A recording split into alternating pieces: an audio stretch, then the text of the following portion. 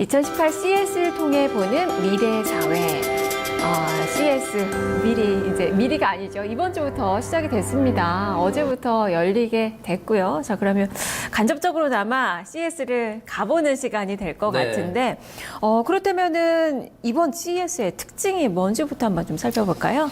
이번 CS의 주제는 스마트 시티로 잡았더라고요. 그래서 가장 큰 특징이라고 한다면 원래 이게 소비자 가전 제품 전시회잖아요. 그래서 옛날에 비디오라든지 TV, 뭐 CD 플레이어 이런 것들을 공개하던 자리였는데 이제는 제품 중심이 아닌 것 같아요. 제품보다는 제품과 제품과의 연결, 그리고 제품과 사람과의 연결, 자동차와의 연결, 그리고 다 그런 것들이 다 연결이 되다 보니까 도시까지 확장이 된다는 거거든요. 그래서 제품보다는 인프라에 좀 더 초점을 맞춘 것이 이번 2018 CES의 특징이 되겠고요. 이 CES를 주최하고 있는 이 CTA라는 곳은 이런 얘기를 하더라고요. 2025년까지 88개의 스마트 도시가 탄생이 될 것이다. 뭐 물론 스마트 도시라고 하는 게 굉장히 광범위한 거잖아요. 새로운 단어도 아닙니다. 사실 한 10년 전만 하더라도 유비쿼터스라는 단어로 있었거든요. 그러니까 데이터가 이제 생활의 중심으로 자리 잡는다는 건데, 그래서 이번에도 기조연설에 인텔의 CEO 크르자니크가 기조연설을 맡았는데 주제가 그런 거였어요. 데이터가 모든 인류의 미래를 재정의할 것이다. 그래서 데이터가 21세기 황금이라고 그러잖아요. 데이터를 이용해서 VR 산업이라든지 자율주행차 산업, 인공지능 아니면 사물 인터넷 모든 것들에 영향을 미쳐가지고 스마트 시티를 구축하게 되는 그런 미래 사회를 볼 수 있는 게 특징이 되겠어요. 그래서 뭐 구체적으로 보자면 뭐 AI 산업이 이제 전반, 소비자 가전제품 전반에 자리 잡는 게 특징이 되겠고요. 또 당연히 사물 인터넷. 이렇게 두 가지가 이번 CES의 가장 중점이 되는 제품과 서비스가 될 것 같아요. 그래서 그런 것들을 위한 5G 통신이라든지 뭐 양자 컴퓨터, 그리고 또 그런 기술들을 이용한 자율주행 자동차, 그리고 로봇 등 아주 신기술들이 속속 등장을 했습니다. 그래서 앞서 말씀드린 영화의 모습들 있잖아요. 그런 모습에 한 발자국, 한 세 발자국은 아니고 한 발자국 정도 더 다가간 모습을 보여준 것 같아요. 상상이 더 커질 것 같아요. 스마트 시티 어떻게 좀 그려지는지 많이 좀 궁금해집니다. 이번에 보니까 뭐 150여 개국에서 한 4,000개 기업이 참가를 했다고 하는데 과연 기술의 보따리가 어떻게 펼쳐질지 좀 봐야 될 것 같아요. 매년 이 CES에서는 혁신상을 이제 발표를 하잖아요. 올해는 어떤 기술들이 좀 받은 건가요? 네, 뭐 워낙에 너무 많아가지고 선정하기가 쉽진 않았습니다. 몇 가지만 일단 준비해 왔어요. 그 중에서 최고 혁신상만 준비해 왔거든요. 살펴볼 게 일단 삼성에서 삼성이 있나요? 이제 패밀리 허브라는 냉장고가 있잖아요. 이제 디스플레이가 달려있는 그런 냉장고가 있는데 그게 또 최고 혁신상을 받았더라고요. 제품의 특징은 이제 거기에 우리 삼성의 스마트폰 보시면 빅스비가 있지 않습니까?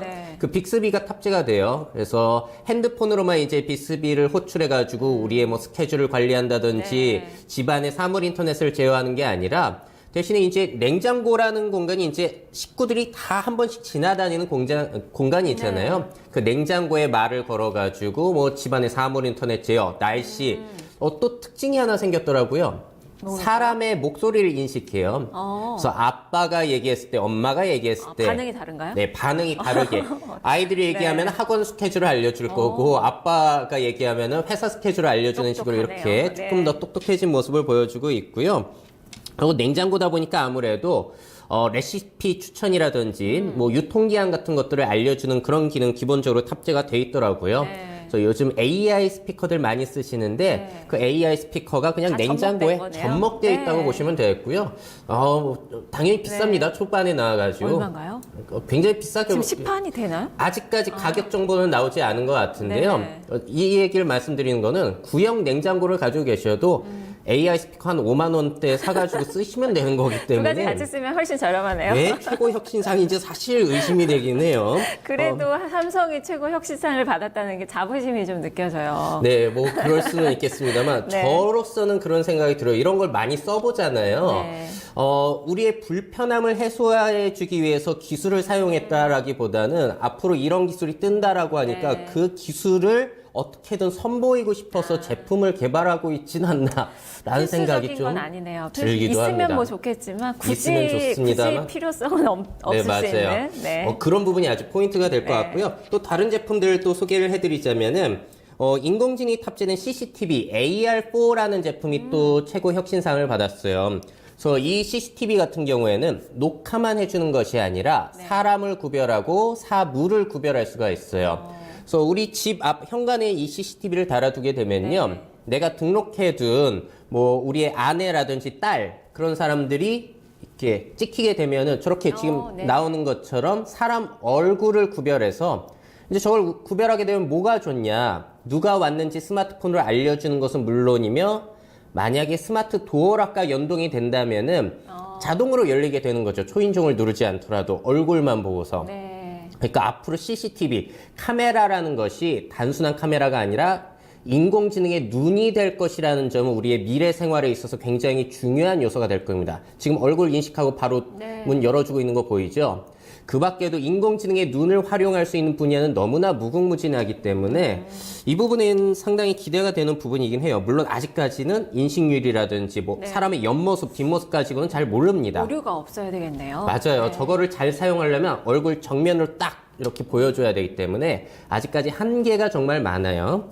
하지만 앞으로는 이 인공지능의 눈이 곳곳에 쓰일 것이라는 점에 의미가 있는 것 같아서 보여드린 거고요. 또 다른 혁신상을 보자면은 전에 소개해드린 적이 있어요. 네이버의 인공지능 자동 통역 이어폰 마스가 또 최고 혁신상을 받았습니다.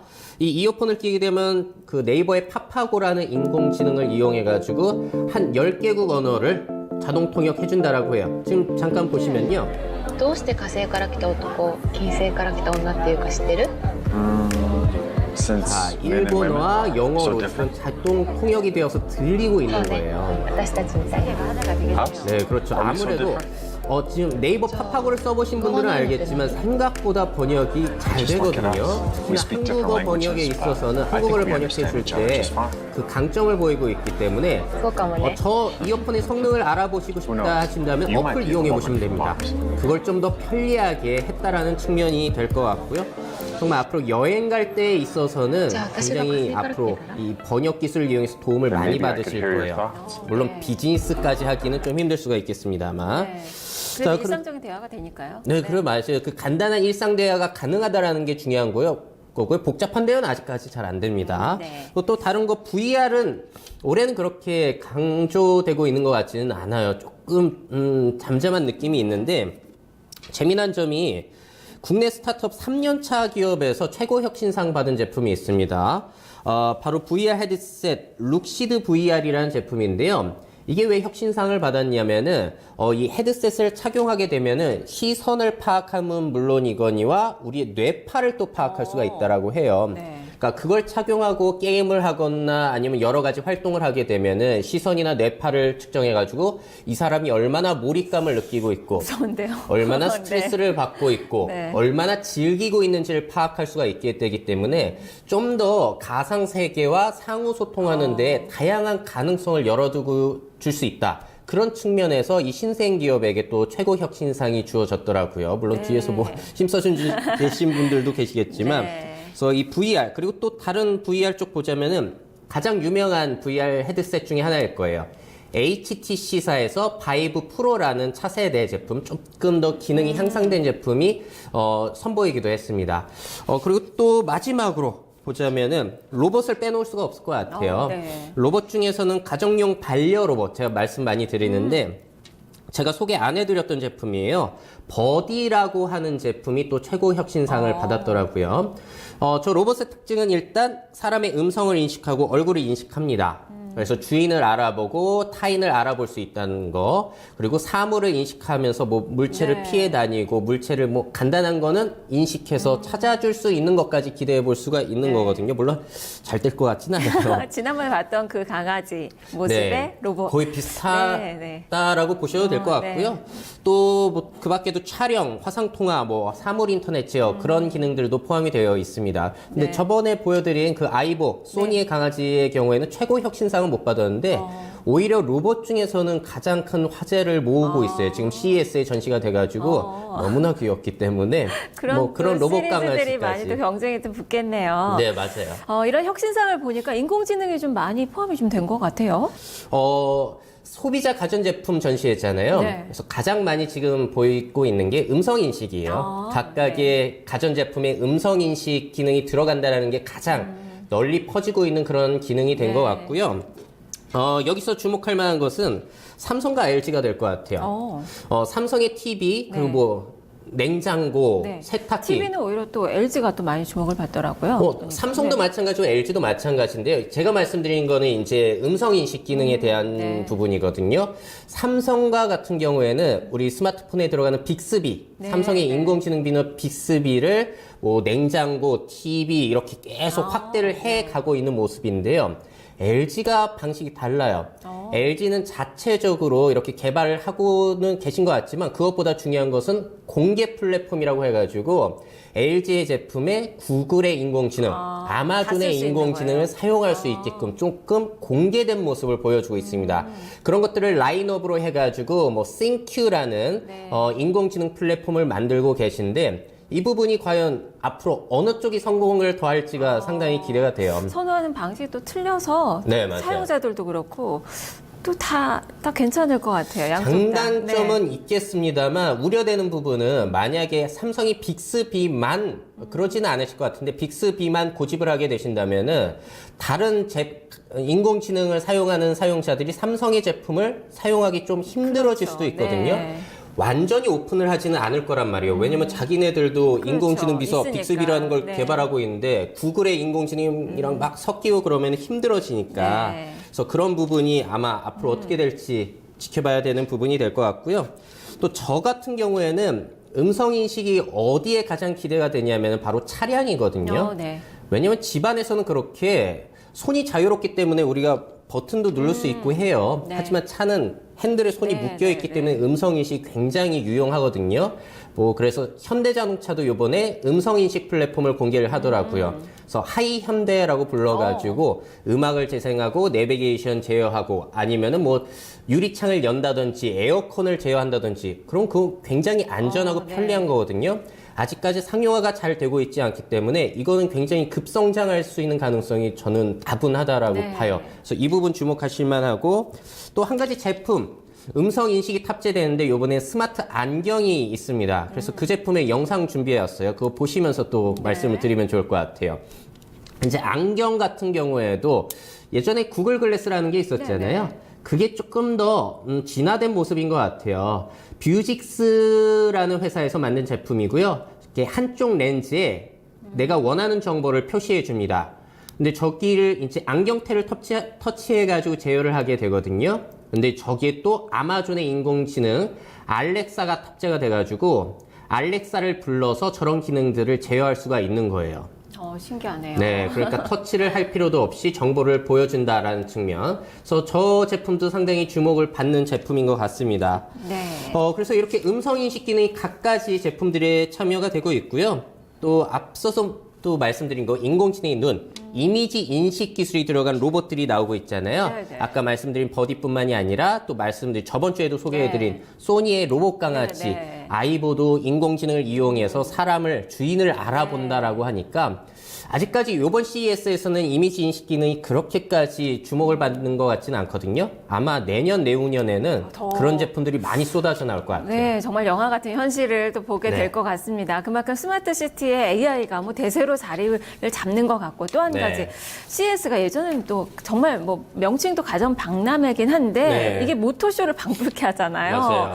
자동차 업체들이 대거 이제 참여를 보통은 하고 이제는 뭐 자율주행뿐만 아니라 뭐 전장 관련된 그 회사들도 좀 많이 맞습니다. 참여를 했을 것 같은데 올해 어떤지 좀 살펴주세요. 정말 이제 소비자 가전제품으로 인식이 되고 있는 것 같아요. 아무래도 전기차가 많아지고 커넥티드카라고 하죠. 네. 인터넷이 연결되면서 우리 집안의 사물 인터넷까지 제어가 되고 하니까 요번에 또 기조연설에 포드의 짐 해킷 사장이 자율주행 자동차에 대한 솔루션 연설을 가져요. 그래서 네. 자동차 기술을 공개한다기보다는 자율주행 자동차가 스마트 시티 그리고 스마트 홈과 얼마나 연결이 되어서 생활이 될지 이런 부분에 대한 연설을 한다고 하고요. 아직까지 그 자료는 안 나와서 안타깝게도 자세한 내용은 소개 못 드리겠는데 네. 그 밖에도 현대 모비스에서도 재미난 기술을 공개하더라고요. 자율주행 기능 드림이라는 건데요. 네. 재미난 것이 사람이 운전을 하다가 졸음 운전을 하거나 하면은 이 사람이 운전을 지금 할 수 없는 상황이다 판단해서 그걸 딱 캐치를 하나요? 네, 자율주행 모드로 변환이 된 다음에 갓길에 세워주는 거예요, 안전하게. 그러니까 우리가 완전한 자율주행 자동차는 아직까지 좀 갈 길이 멀잖아요. 네. 그래서 그 전에 이렇게 안전을 위한 그보단 조금 더 실용적인 기술이라고 봐야 될 것 같아요. 네. 이런 기술을 공개하게 되고요. 또 닛산의 영상 하나 또 보여드리면서 설명을 해드리는 게 좋을 것 같아요. 네. 미래 생활을 상상해보기 아주 좋은 기술이거든요.